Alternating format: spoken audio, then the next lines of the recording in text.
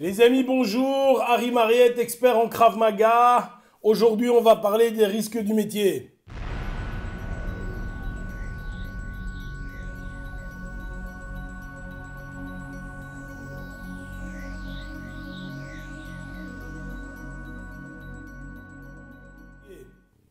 Voilà, hier je donnais cours, un petit entraînement, relax, on a revu les bases, hein, donc je donne cours aux avancés et aux instructeurs uniquement.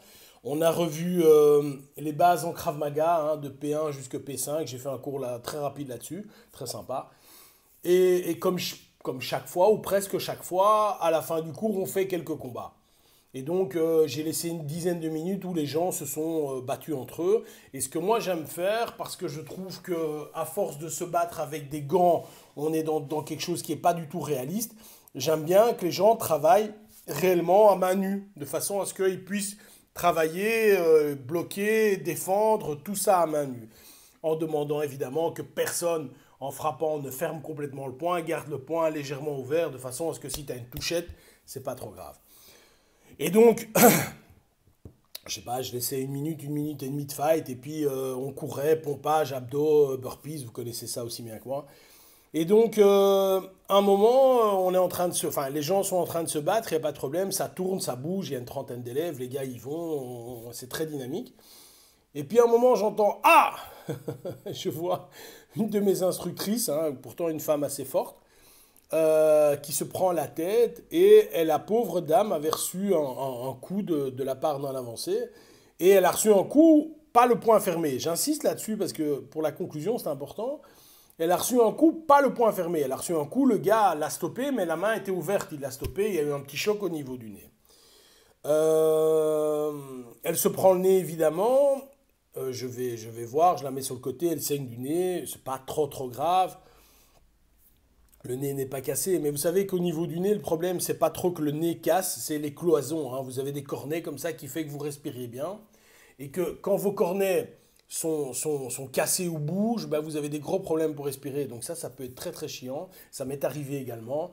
Et la seule solution, c'est une opération. Donc tu passes une nuit à l'hôpital, on va te corriger les cornets, on va faire en sorte que le flux d'air passe correctement dans tes deux narines, ce qui t'évite de mal dormir, de plus ronfler, etc.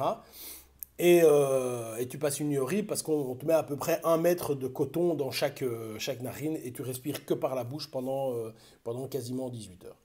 Et donc, enfin, on n'en était pas là du tout. Et donc, moi, je vois la scène, je lui mets de la glace et je fais un peu attention à la dame. Ben, elle est très forte, hein, ouais, c'est pas grave, machin, ça fait partie des risques du métier, effectivement. Hein, si tu restes dans ton salon, tu risques pas d'avoir un coup sur le nez. Et donc ça s'est passé hier, juste hier. On est aujourd'hui, il est 9h30 du matin. Je reçois une photo de la dame et je vais la mettre maintenant.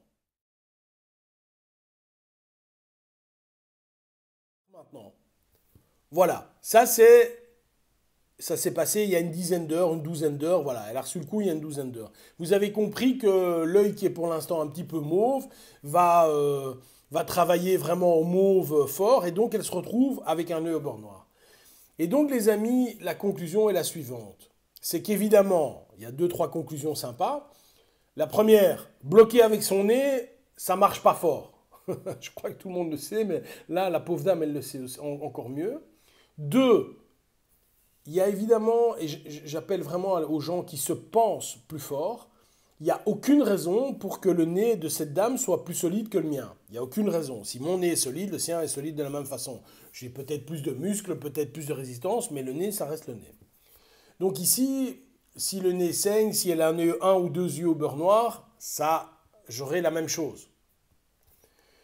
Troisième chose, les gars, je redis et je fais que dire la même chose dans mes vidéos, hein. Vous allez croire que c'est un disque qui est un petit peu rayé, mais lorsque vous recevez un coup à point nu, ça n'a strictement rien à voir avec un coup avec des gants.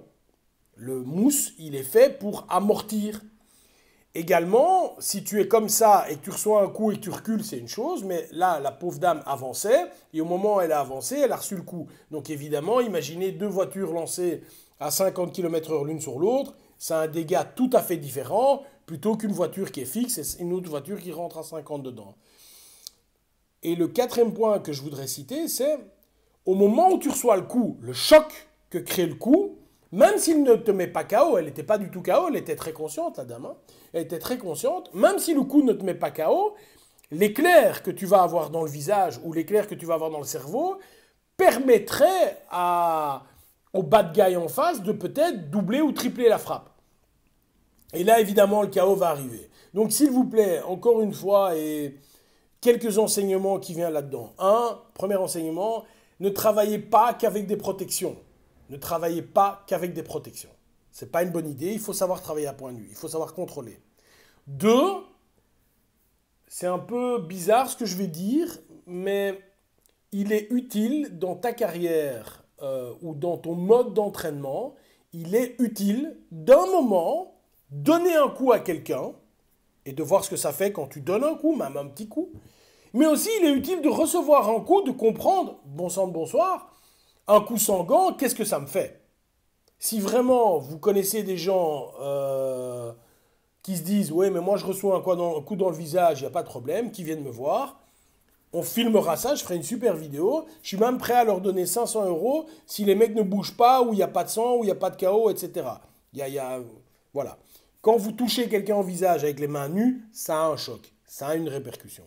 Et ici, quatrième point qui pour moi est le plus important, c'est de comprendre que lorsque je vais recevoir un coup, le choc que ça va créer dans mon visage, dans mon cerveau, excusez-moi, laisse l'opportunité à l'autre de refrapper.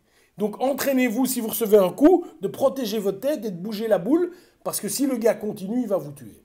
Voilà, un petit retour d'expérience vite fait, mais ça peut sembler utile parce que avec tout ce que je vois à la télévision et sur Internet, et je lui donne un coup au menton, je lui donne un coup à la tempe, après je lui donne un coup au plexus, puis je lui donne un coup à la gorge. Éloignez-vous de ces couillons le plus rapidement possible. Bye bye.